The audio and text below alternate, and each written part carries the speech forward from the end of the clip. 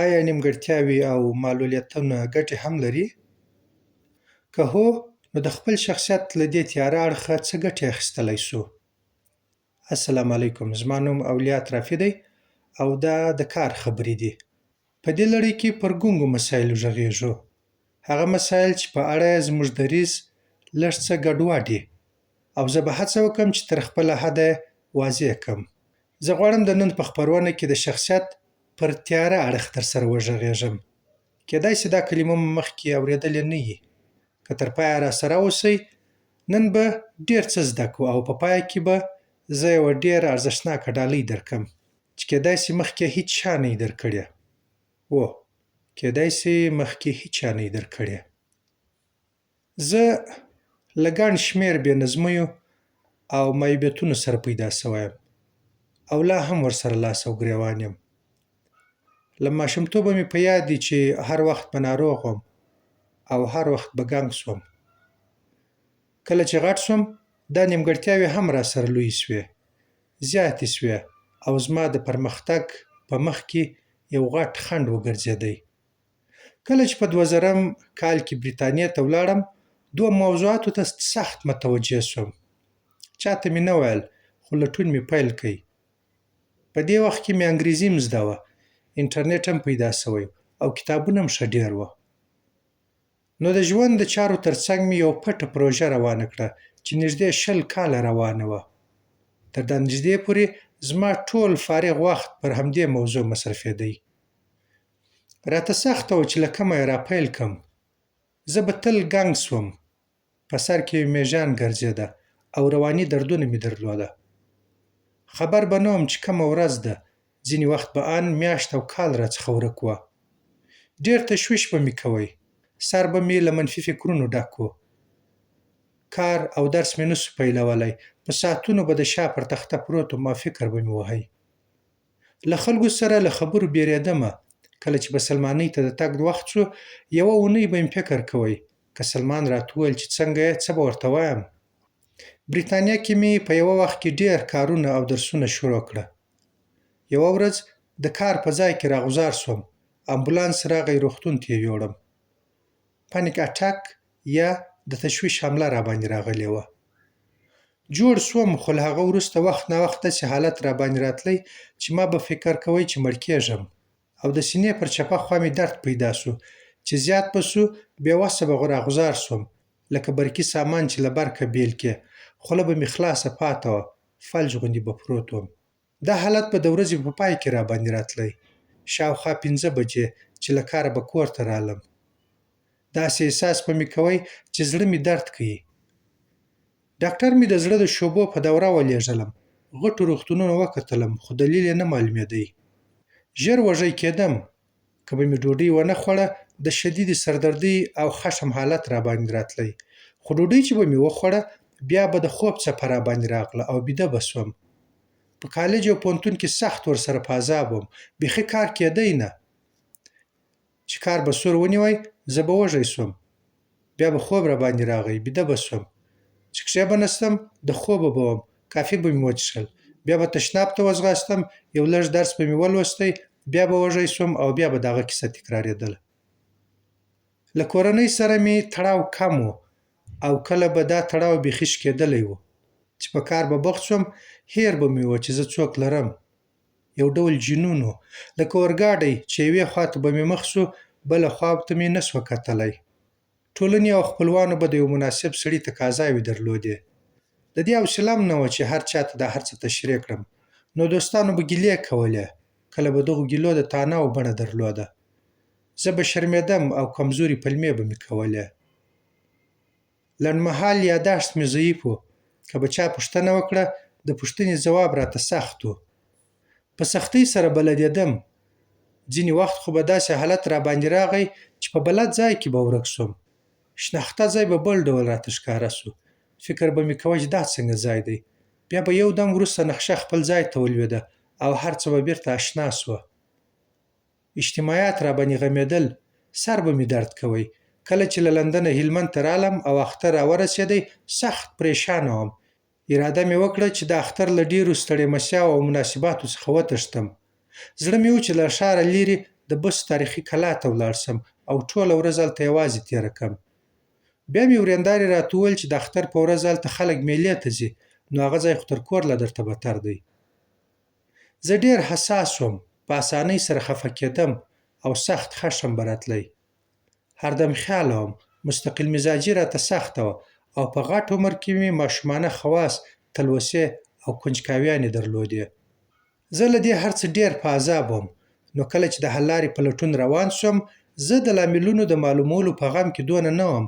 اصلي مقصد مې خلاصون و، خو دغه شان په مخه راله. د پوهنتون یوه رواني ازمایښت معلومه کړه چې زه د ډیسلکسیا په نامه د زده کړې معلولیت لرم، چې له کبله یې زه د 10م صنف په ریاضي کې 2 ځله ناکامه شوم. او چې لوست به مې کوئ، توري راڅخه غلطېده. که ستاسې د ماشومانو یو شی هېڅ نه زده کېږي، هغو ته ټمبل مه وایاست. روانپوه ته یې بوځئ. ډېر امکان لري چې ډیسلکسیا دې ولري. بل رواني ازمایښت معلومه کړه چې زه پرفکشنیست یم. دا ډله خلک غواړي چې هر شی فوق‌العاده او بې عیبه وي. بل رواني ازمایښت معلومه کړه چې زه ټایپ A شخصیت لرم. دا خلک غټ پلانونه لري او د هغو د لاسته راوړنې ته ډېر بېقراره وي. غواړي په لږ وخت کې ډېر کار وکړي. ټولنیز ژوند د وخت ضایع ورته ښکاري او ټول وخت کار کوي. دا پاسنۍ 2 ځانګړنې سره په ټکر کې وې او یوه رواني بې نظمي یې رامنځته کړې وه. زما به له یوې خوا تلوار و چې په لږ وخت کې ډېر کار وشي، او په عین حال کې به مې کار فوق‌العاده او بې عیبه غوښتی. نو کله چې به مې کار پیلوی، اول فکر چې به راغی هغه به فوق‌العاده نه و، ما به هغه رد کړ. فوق‌العاده فکر خو په پیل کې هر وخت وي نه. نو زه به په ساعتو د شا پر تخته پروت وم او زړه به مې خوړی. او همدغه پاسنۍ بې نظمي وه چې ماته د زړه دردونه هم را پیدا کړي وه. هغه په اصل کې د زړه دردونه نه وه، بلکې د کار د نه پرمختګ په خاطر مې په بدن کې دونه فشارونه ټول سوي وه چې یو ځای یې فیوز غورځولی و په اصطلاح. د موټیویټډ مایند یا تشویق سوي ذهن په نامه یو کتاب کې اشاره سوې وه چې لوبې وکړه او برابر ورزش روان وساته. او د کار د روانولو په اړه یې ویلي وه چې په فوق‌العاده توب پسې مه ګرځه. څه چې لومړی ذهن ته درغله هغه ولیکه او وروسته بهتري پکښې راوله. دا کار مې وکړ. الله پاک دواړو ستونزو کې اساني راوستله. که تاسې هم دا ستونزې لرئ، انشاءالله د هغه یې لار ده. نورې مطالعې جوته کړه چې زه طبیعتاً یوازیتوب خوښوم او په ډېره ګڼه ګوڼه کې مې زړه تنګېږي. ځکه خو مې د اختر په ورځ زړه و چې له ښاره ووځم. په سر کې مې د میږیانو ګرځېدل د ډېرو معلوماتو له وجې و. د BBC یوه رواني مشاور راته وویل چې د انسان د سر د تندي دغه لوړه برخه د معلوماتو د پروسسولو دنده لري. نو کله چې پر مغزو معلومات زیات سي، داسې یې لکه سړي ته چې یوه غټه ګوله په خوله ورکړې او هغه یې نسي تېرولی. هغه وویل په دغه حالت کې مغزه داسې سي لکه د موټر ماشین چې ګرم راسي. ویل ما د اماراتو هوایي شرکت پیلوټانو سره مرسته کول، هغوی هم دغه ستونزه درلوده. ما ته دغه تکلیف د BBC څخه پیدا سوی، د BBC له کارونو څخه. هلته په یو وخت کې څو کس خبرې درسره کوي، ایمیلونه هم را روانې او د خبرونو وخت هم رانږدې کېږي. دې ته برین فاګ یا دماغي غبار وایي چې په اصل کې مغزه پړسېدلې وي او دمې ته اړتیا لري. 8-9 ساعته خوب ته، سالم خوراک ته، ورزش ته او طبیعت کې د ګرځېدلو ته اړتیا لري او تفریح ته. وروسته څېړنو کې بل دا معلومه سوه چې ما د تړاو ستونزه درلوده. زما مور په طبیعت سخته وه لکه پلار، او پلار مې په طبیعت نرم و لکه مور. ارواپوه وایي چې دا ترکیب د ماشومانو لپاره خطرناکه دی. وایي اصلاً پلار لږ تریخ ښه دی چې موږ ترخې دنیا ته تیار کړي، او مور د نرم زړه ښه ده ځکه د ماشوم دپاره مینه بېحده ضروري ده. ما هیڅکله له خپلې مور سره د زړه تړاو پیدا نه کړای سو، او په غټ عمر کې مې له خپلې کورنۍ سره تړاو کمزوری و. خو کله چې مې په کور کې لور پیدا سوه، هغې پر ځان مین کړم، راټینګ یې کړم او د یوې 3 میاشتنۍ ماشومه له برکته کرار کورني حالت ته راغلم، که څه هم پخوانی جنون پر مخ ورک سوی نه دی. او وروسته تبلیغي سفرونو اړ کړم چې له کاره رالیرې سم، او له دې سره مې په روغتیا کې بهتري راغله. او بل دا چې ما د اندېښنې یا انګزایټي ستونزه درلوده. دا یوه رواني بېنظمي ده چې ناروغ یې دوامداره تشویش کوي او د اندېښنې په ورځني ژوند کې مزاحمت ورته کوي. کله چې مې پر لاملونو فکر وکړ، ځینې یې له ژوند سره تړلي وو. زه د ثور انقلاب په کال کې پیدا شوی یم او زموږ کور په هلمند کې د جګړې پر لومړۍ کرښه پروت و. نو زما ماشومتوب ټوله په جګړو کې تېر شو. ځینې وختونه به توغندۍ زموږ شاوخوا مښتې. موږ به یوه سیمه پرېښوده او بلې سیمې ته به ځغاستو. یوه ورځ مې مالونه پیول. یوازې وم. کله چې یو دم توغندۍ شروع شوې او زما پر سر تېرېدې، نو ډېر بد غږ یې کوئ. زه یې ډېر سخت بېرولم. دور یې ایسته مې وکتل چې یو غټ انسان پیدا کړم او د هغه څنګ ته پټ شم. خو نږدې هېڅوک نه و. چیغې مې کړې. ځان مې پر مځکه وغورځوئ.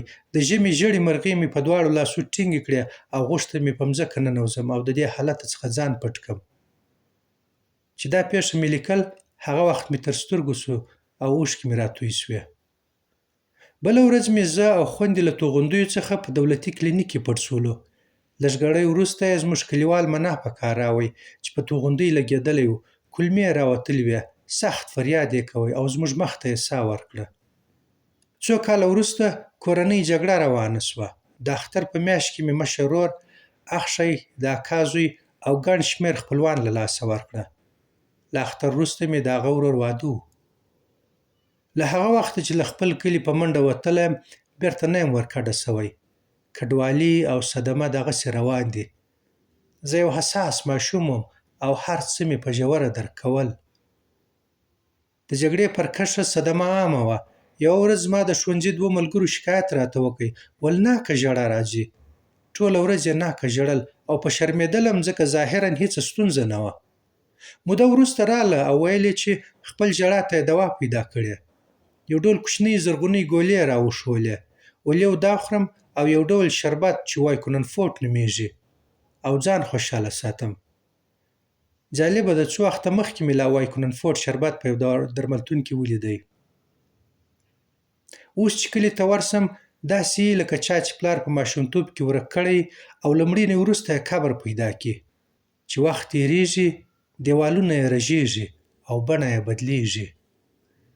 پروفیسر سپلوسکي وایي چې صدمه ان د مور له ګېډې پیلېدای شي. که مور د میندوارۍ پر وخت ډېره پریشانه وي، د هغې بدن یو ډول تیزابي ماده تولیدوي. نو غټېدونکی ماشوم د تیزابونو په ډنډ کې رالویېږي چې د پیدایښت وروسته یې له کبله د ماشوم په روغتیا کې بېلابېلې نیمګړتیاوې او بېنظمۍ لیدل کېږي. د دغه پاډکاسټ د تیارولو پر مهال مې دغه موضوع له کورنۍ سره شریکه کړه. هغوی چې حساب وکړ، ویل زموږ په خپلوانو کې لږ تر لږه 3 ځوانان داسې لرو چې میندې یې ډېرې غمجنې وې او بچیان یې ناروغه پیدا شوه.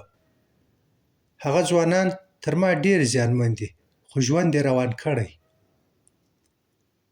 د تشویش د بېنظمۍ یا انګزایټي په اړه پروفیسر جورډن پیټرسن وایي چې انګزایټي یا د تشویش بېنظمي په بدن کې د شکرې له بېنظمۍ سره تړلې. وایي په ماشومتوب کې د ماشوم دماغ ته په دوامداره توګه انرژي نه رسېږي، نو د مغزو ځینې برخې یې بېوده پاتې شي. دې ته هایپوګلایسیمیا وایي، هغه حالت چې بدن خوږه یا بوره سمه نشي تنظیمولی، چې په دوامداره توګه بدن او دماغ ته ګلوکوز ورسوي. او څېړنې ښیي چې د همدې هایپوګلایسیمیا وجه به وه چې زه به ژر وږی کېدم او کله چې به مې ژر خوراک ونه کړ، شدیده سردردي او ناارامي به راته پیدا کېده. دا تکلیف لا هم روان دی، خو زه اوس ورته متوجه یم. نو که تاسې د تشویش ناروغي لرئ، دا پروفیسر وایي چې ځانونه ډېر مه وږي کوئ. خصوصاً سهار چې کښېناستئ، ناشته ژر وکړئ، ځکه د شپې پر مهال ستاسې اندېښمن ذهن ستاسې ټوله انرژي ختمه کړې وي. او د سهار په ناشته کې ښه زورور شیان وخورئ، لکه ډوډۍ، غوښه، لوبیا، هګۍ یا کچالو. خو د ماښام ډوډۍ مو بیا لږه خواره کړئ. نو زما د څېړنو پایله دا وه چې له ځینو نیمګړتیاوو سره زه اصلاً پیدا شوی وم او نورې د ماشومتوب او چاپېریال اغېزې وې. که تاسې له پاسنیو نیمګړتیاوو نښې په خپل شاوخوا وینئ، له متخصصینو سره مشوره به مو انشاءالله ژوند ډېر اسانه کړي. خو باید غاړه خلاصه کړم چې ځینې معلولیتونه او بېنظمۍ پر مخ نه ورکېږي، نو باید ګزاره ورسره وکړو. او دغه د ګزارې خبره ډېره قیمتي خبره ده. نو دغو مسایلو زما ژوند ډېر سخت کړی، ځکه یې ما د حل لارو په لټه 20 کاله څېړنې او تجربې وکړې. خو په پای کې چې مې یوه شي ته پام سو، سر یې راباندې راوګرځوی او کیدای سي اوس ستاسې سر هم درباندې وګرځوي. هغه دا وه چې زه کلونه وروسته متوجه سوم چې زما د کامیابیو تر شا هم د همدغو دردونکو بېنظمیو او نیمګړتیاوو لاس و. همدغه معلولیتونه وه چې له ما یې یو کامیاب ژورنالیست جوړ کړی و.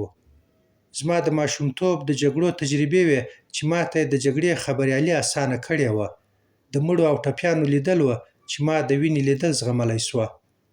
له نږدو سره د کمزوري تړاو او مهاجرت له برکته ما اوږده او ګټور سفرونه کولی سوه. او د کړاو پر وړاندې زما حساسیت و چې په مرسته یې ما د نورو درد احساسولی سو. هغه زما د ګنګستوب کیسه مو په یاد ده چې خپل په کلي کې به ورک سوم او هر څه به بل ډول ښکارېده. همغه زما د خلاقیت یو راز هم و. ما یوه حالت یا یوه موضوع ته په داسې ډول کتلی سوه چې عادي خلکو هغه حالت هسې نه سو لیدلی. د دغه ځانګړي لید له برکته زه دمګړی د BBC د تعلیمي څانګې لپاره ویډیويي اعلانونه جوړوم او 1 روپۍ پرې اخلم. زما یو اعلان د دغې څانګې په تاریخ کې تر ټولو ښه اعلان ثابت سو. اوس مې ماشومانه خواص او کنجکاوي د خلاقیت اساس دی. او دا زه چې به هردم خیاله وم او موډ به مې بدلېدی. څېړنو وښول چې هغه هم د شکرې له لاسه و او په دې کې هم یو سور دی. شکر چې څنګه پورته کښته ځي، زما حالت هم ورسره بدلیږي او په یو مرحله کې مې پر مغزو یوه خوږه څپه راځي. زه هغه خوږه څپه راټینګه کړم او په دغه وخت کې زه ښه خلاقي فکرونه کولی سم او ښه شیان جوړولی سم. زه ډېری وخت دغې خوږې څپې ته انتظار کوم. ما یې آن وختونه معلوم کړي او خلاقي کارونه مې هغه وخته ساتلي.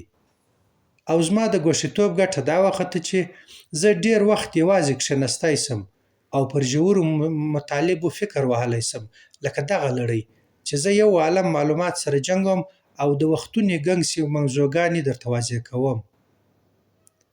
او هغه لنډمهاله حافظه چې مې صفر وه او شی چې به مې نسو په یادولی، دې چارې زه مجبور کړم چې کارونه ډېر منظم کړم او ځان ته د نظم وسایل او سیستمونه جوړ کړم. BBC کې زما رئیس څو ځلې زما ستاینه کړې چې زه ښه سیستمونه جوړوم، خو هغوی په اصلي کیسې خبر نه دي. په 20 کلنۍ کې مې د دندې یو بحران هم تېر کړی چې دلته مې په اړه یو ځانګړی پاډکاسټ ثبت کړی. هغه بحران ډېرې ښې تجربې راوښودې چې له برکته یې زه اوس دوستانو ته د کاري ژوند په اړه مشورې ورکوم. یوه ملګري ته مې د مشورې له برکته هغه ته نږدې $10,000 بچت کړه او بل ملګری له 4 کلونو خواریو خلاص شو او 1 روپۍ ورپاتې شوې. زه اوس پر ډرامو او د فلمونو پر کیسې کار کوم. زه غواړم د افغانستان لپاره یو شاهکار تر شا پرېږدم. کیدای سي د هغه بېنظمۍ به هلته هم راسره وکړي. خو تر ټولو غټه ډالۍ چې زما کړاوونو راکړه هغه دا وه. کله چې زه د یوه هوسا او کامیابه ژوند په لټه ووتم، ما د ژوند تېرولو ډېرې فلسفې ولوستې. زه له رواجي ژونده ناراضه وم ځکه ما ولیدل چې ډېری صدمې او بېنظمۍ زموږ له ځینو ناوړه دودونو څخه پیدا کېږي. په دې لټون کې زه بالاخره پر اسلام پېښ سوم. دا هغه هستي وه چې ټول عمر راسره وه خو زه یې په ارزښت نه پوهېدم. پوره کیسه به بل وخت درته وکړم، خو اوس به دونه درته ووایم. ما بالاخره ومونده چې زموږ دین د یوه کامیابه او سوکاله ژوند لپاره بهترینه نسخه ده او په کایناتو کې د خیر، علم او حکمت غټه ذخیره ده. زه نه وایم چې موږ باید د معلولیتونو د ګټو په خاطر له خدایه معلولیتونه وغواړو. بالکل نه. خو اوس چې خدای راکړي باید په خپله ګټه یې وکاروو. زموږ په دین کې ډېر ښه ویلي دي چې له خدایه ناروغي مه غواړئ، خو کله چې یې درکړه هغه د الله رحمت دی. زه دا اوس وینم چې د نیمګړتیاو او بریا پر تړاو ډېر علمي کارونه سوي. یوه مشهوره مقوله دا ده چې وایي چیرې چې درې وي هلته لوړې څوکې هم سته. مشهور لیکوال رابرټ ګرین په دې اړه یوټیوب کې یوه پوره وینا لري چې د دغې موضوع عنوان هم ما له همغې راخیستی. همدارنګه د CIA یو پخواني مامور انډریو بوسټمانټې وایي چې د صدمې او کامیابۍ ترمنځ یوه نیغه اړیکه شته او دا چې د CIA روزونکي خاص په داسې خلکو پسې ګرځي چې یو ډول صدمه ولري. وایي روزونکي نوو ګمارل شوو کسانو ته مخامخ وایي چې تاسې مو ځکه وګمارلاست چې تاسې خاصې صدمې لرئ او د صدمې مو په دغه ماموریت کې ډېر مخته وړي چې یو عادي کس یې سمې نشي اجرا کولی. انډریو وایي هره صدمه د انسان شخصیت په یوه خاص ډول لاینکشي کوي او CIA د هر ماموریت لپاره په یوه ځانګړي وایرینګ یا لاینکشي پسې ګرځي. انډریو پخپله یو دوه‌رګی هسپانوی دی. پلار یې بدمعاش شو او په یوه جګړه کې مړ شو. مور یې بل میړه وکړ چې هغه هم له مخکیني واده څخه 2 لوڼې درلودې او هغه له بدمعاشانو بد وړه. مور یې فیمینیسته وه او په خپلو مسایلو کې غرقه وه. انډریو چې غټېدی په کور کې د زړه د خواله څوک نه وو نو دی اړ و چې تکړه سي، پر ځان تکیه وکړي او خپل رازونه له ځانه سره وساتي او د راز ساتلو لپاره د دروغ ویل هم زده کړه. د انډریو همدغه ځانګړنې وې: پر ځان تکیه، دروغ ویل او د رازونو ساتل چې هغه ته یې دنده ور پیدا کړه. انډریو بوسټمانټي 7 کاله په کامیابۍ سره د خپل وطن خدمت وکړ. کله چې لومړی اولاد پیدا شو له CIA څخه یې استعفا وکړه. اوس خپل د جاسوسۍ مهارتونه په تجارت کې کاروي او له شرکتونو سره په ستراتیژۍ جوړولو کې مرسته کوي. د دا ټولو خبرو مطلب دا نه و چې تاسو ته په زړه پورې کیسې وکم، بلکې زه غواړم تاسو ته یوه ډېره ګټوره خبره وکم. زه غواړم تاسو ته در پام کړم چې تاسې هم خپلې صدمې او حالات په خپله ګټه کارولی شئ او که نښه سمه ولګېږي هیله ده چې ډېر به مو مخته بوځي. موږ له وړاندې هم په خپل وطن کې د کامیابۍ کیسې لرو. که د کامیابه خلکو کیسو ته ځیر شو وبه وینو چې د ډېرو د بریاوو تر شا د سختو حالاتو او صدمو لاس دی. ځینې په کوچنیوالو کې یتیمان سوي یا د غربت دردونه پر تیر سوي یا بدني بېنظمیو بې برخې کړي. خو دې ته مو لا هم سم پام نه دی چې موږ او تاسې تقریبا هره صدمه په خپله ګټه کارولی شو. یا یې په حسي ډول کاروو خو په ویښه پلان نه ورته لرو. د نظم او بېنظمۍ تیوري اوس یو مشهوره تیوري ده. هغه وایي چې لږه بېنظمي ښه ده ځکه ډېر نظم سړی ټمبلوي او کمزوری کوي. فرمایي چې نبي علیه السلام به له کمزورۍ او ټمبلۍ پناه غوښته. موږ وینو هغه پلرونه چې خپل بچیان له باد او بارانه ډېر ساتي، بچیان یې په غټ عمر کې ترخه حالات سم نشي زغملی. نو په خپل حد کې بېنظمي ګټوره تمامېدای شي، خو که زیاته سي بیا صدمه سړی خوږوي او ماشومان باید له زیاتې بېنظمۍ وساتو. خو ځینې وختونه زموږ له کوښښونو سره سره له زیاتې صدمې سره مخ کېږو او زموږ د نن موضوع همدا ده چې هغه خوږ ټپونه څنګه په خپله ګټه وکاروو. معمول خو دا دی چې موږ له خپلو نیمګړتیاوو سر ټکوو، د بېچاره‌توب احساس کوو او خلکو ته شکایتونه کوو. کله خو خپل تقدیر ته بد رد وایو. خو اسلام دې ته خورا ښه حل لاره وړاندې کړې. زموږ دین مو هڅوي چې تر ځان لوړو ته ونه ګورو بلکې تر ځان کښته خلکو ته وګورو او تر ځان له کښتو سره ناسته ولاړه وکړو چې د الله پاک نعمتو ته متوجه سو او شکر یې ادا کړو. صحیح ده زه به پیسې نه لرم خو خدای ښایسته کورنۍ او دوستان راکړي او په عزت کې یې ساتلی یم. زما په پښې نه یي خو سترګې مې سمې دي، دنیا لیدلی سم او خپل کار په خپله کولی سم. زه به پښې او سترګې دواړه نه لرم خو روڼې متیازې بې تکلیفه کولی سم. صحیح ده؟ دغه یې لار ده او دا ضروري ده چې د الله پر نعمتونو شکر وباسو او په دې باور ولرو چې د الله په ورکړه کې زما خیر دی او متوجه سو چې په دغه حالاتو کې د الله پاک کوم حکمت پروت دی. اصلي خبره دغه ده چې خپل حالات په خپله ګټه وکاروو. کنې موږ د حالاتو قرباني کېږو، د ترازو پله د بېنظمۍ په لور درنېږي او دنیا ته یوه بله ضایع ور د غاړې سوه. نیمګړتیاوې برلاسه کېږي او موږ په نیکو اعمالو کې پاتې راځو. روانپوه وایي بد عملونه لکه ظلم او درواغ له یوه نسله بل ته انتقالېږي او ښاغلی دی هغه کس چې د لېږد دا دوران یې پر خپل ځان ودروئ او پرېنږدي چې بل نسل ته واوړي. وایي چې چا دا کار وکړ هغوی ښاغلي دي. نو دلته دوې خبرې مهمې دي. اول اخلاقي مسؤلیت دا دی چې مدیریت ونه کړو او دا نوی استعداد د بل په زیان ونه کاروو. دوهم اخلاقي مسؤلیت دا دی چې کوښښ وکړو چې خپلې نیمګړتیاوې او بېنظمۍ خپلو ماشومانو ته په میراث کې پرې نږدو. خو د مور و پلار ځینې ګناوې اولاد ته حتما انتقالېږي، نو دا ډېره مهمه ده چې د نیمګړتیاوو د کارولو طریقې هم ور وښیو. نیمګړتیاوې لکه بدلون داسې دی او بدلون داسې دی لکه اورګاډی.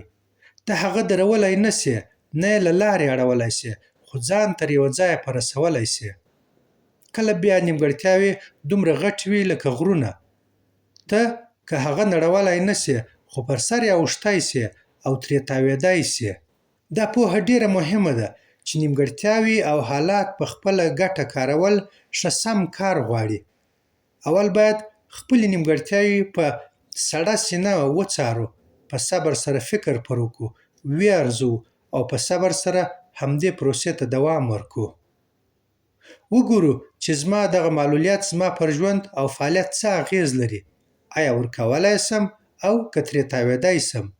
څنګه یې په خپله ګټه کارولی سم؟ یوه ډېره مهمه خبره دا ده چې د خپلو کامیابیو د اندازه کولو لپاره ځانونه له بل چا سره پرتله نه کړو، بلکې د خپلو هدفونو په رڼا کې مخته ولاړ شو او یوازې له خپل تیر سره ځانونه پرتله کړو. انشاءالله موږ به وکولی شو چې بېنظمي په نظم بدله کړو او آن د معلولیتونو پر مټ پیسې وګټو. کیدای شي هغه نیمګړتیا ویره وي، قهر وي، د غچ هوډ وي یا بل شی. خو دا ټولې د انرژۍ او تشویق قوي منابع دي او د دغې انرژۍ د کارولو قوت د موټه په زور کې نه دی، بلکې دا قوت له عاجزۍ او صبر څخه ترلاسه کېږي. ستاسې په یاد ده ما له تاسې سره د ډالۍ ژمنه کړې وه؟ همدا زما ډالۍ ده چې د کړاوونو روښانه او حیاتي انرژي در وپېژنم. الله پاک موږ هر یوه ته دا ذهني صلاحیت راکړی چې هغه استعمال کړو. نو راځئ چې مهار یې کړو او ځانونه تر سپېڅلو موخو پورې ورسوو. الله مو کامیابه لره. السلام علیکم.